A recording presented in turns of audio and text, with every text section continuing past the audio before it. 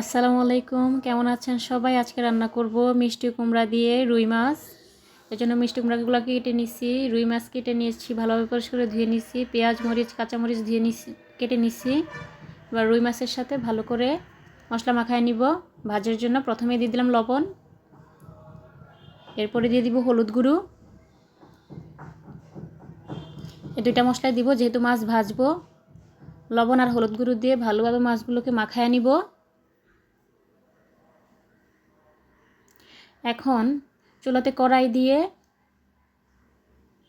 গ্যাসটা অন করে কড়াইটা ভালো করে গরম করে নিব।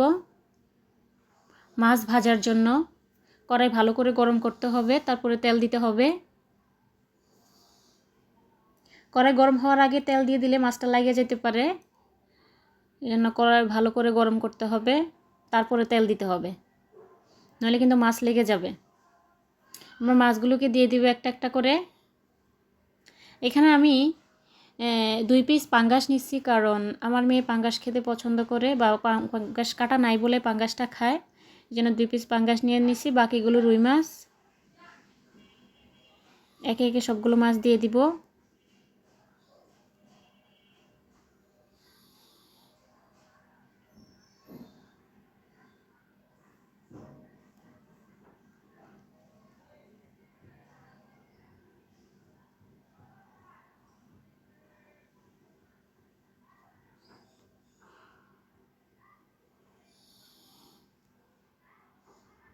মাছগুলা ভালো করে ভাইজা নিব, একটু ঢেকে দিব, ঢেকে মাছগুলা ভাজা নিব। ভালো করে 2 পাশই ভাজতে হবে, এ পিঠ ও পিঠ 2 পিঠ ভালো করে ভাজতে হবে।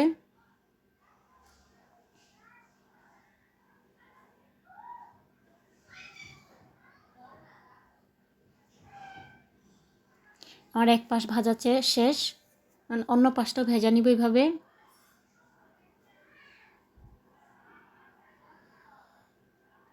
মাছ ভাজা শেষ হয়ে গেছে,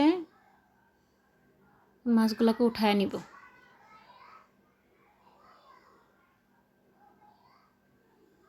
সবগুলো মাছ উঠায় নিব। এখন মাছের মাথাটা বাকি ছিল, সেই মাথাটাও আমি ভেজে নিব।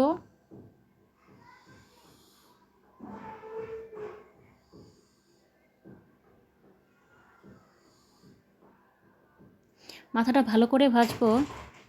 এখন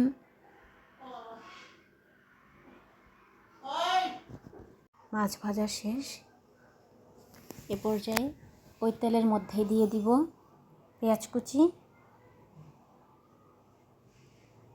সবগুলো পেঁয়াজ কুচি দিয়ে দিব এবং পেঁয়াজটাকে ভেজে নিব।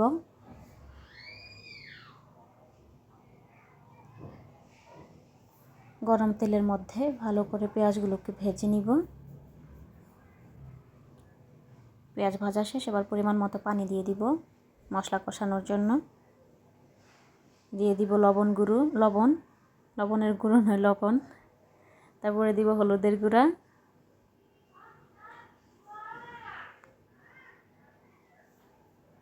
এরপরে দিয়ে দিব মরিচের গুঁড়া।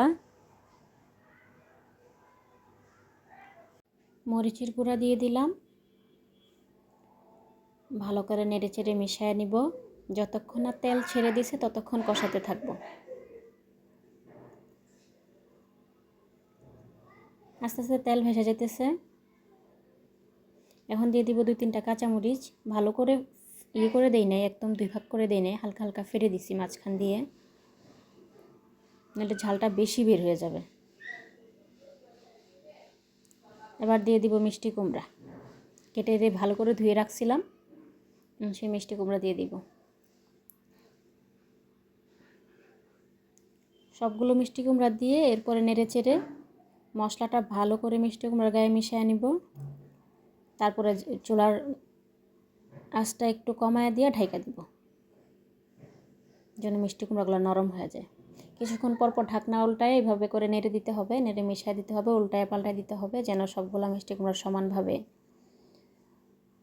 সিদ্ধ হয় এবং একটু ভাজা ভাজা হয়। দেখেন এইভাবে। এখনও সিদ্ধ হয় নাই, আরও কিছুক্ষণ চুলার আঁচটা কমায় দিয়ে ভাজা নিতে হবে।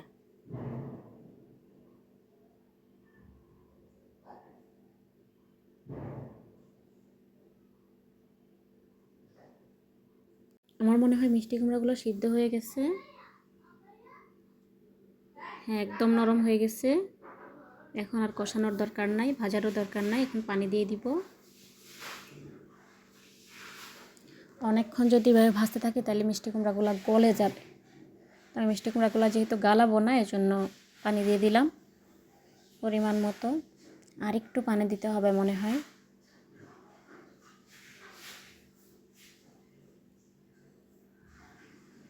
আর একটু পানি দিয়ে দিব। এবার তরকারিটা বলক উঠে গেছে। এখন এখানে আমি পানিটা বলক উঠে গেছে, এখন মাছগুলো দিয়ে দিব। একটা একটা করে সবগুলো মাছ দিয়ে দিব।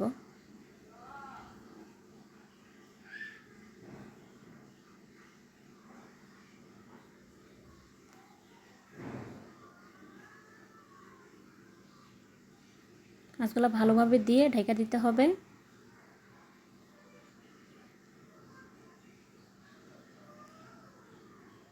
চুলার আঁচটা বেশি করার কোনো দরকার নাই, কম আঁচের মধ্যে রান্না করা যাবে। কারণ আমি যেহেতু ঝোল বেশি দেইনি, তো ঝোলটা জাল বেশি দিলে ঝোলটা টানা যাবে। আমি এটা ঝোল করব বলেই বেশি জাল দিব না। এবার ধনেপাতাটা দিয়ে নামাই নিতে হবে। ধনেপাতাগুলো দিয়ে দিলাম। আপনাদের কাছে যদি থাকে একটু বেশি ধনেপাতা দিবেন। আমার কাছে ধনেপাতা ছিল না, তাই কম দিয়েছি। ওকে।